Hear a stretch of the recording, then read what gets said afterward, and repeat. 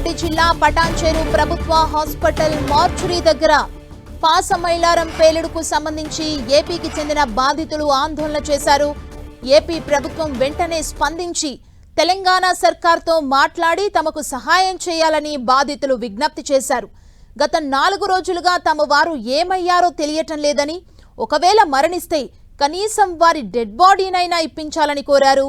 ఇతర రాష్ట్ర ప్రభుత్వాలు వెంటనే స్పందించి తమ అధికారులను పంపించి బాధితులకు అండగా ఉన్నారని, ఏపీ సర్కార్ కూడా ఆ దిశగా చర్యలు తీసుకోవాలని శ్రీకాకుళం జిల్లాకు చెందిన బాధితులు ప్రభుత్వాన్ని వేడుకుంటున్నారు.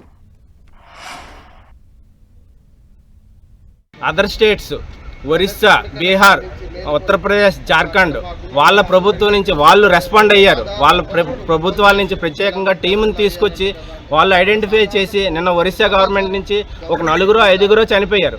ఆ 4-5 కూడా స్పెషల్ డీజీపీని వాళ్ళ టీంని పంపించి వాళ్ళని ఐడెంటిఫై చేసి వాళ్ళ పర్సన్స్ని ప్రత్యేకంగా ఇక్కడి నుంచి తీసుకెళ్ళడం జరిగింది.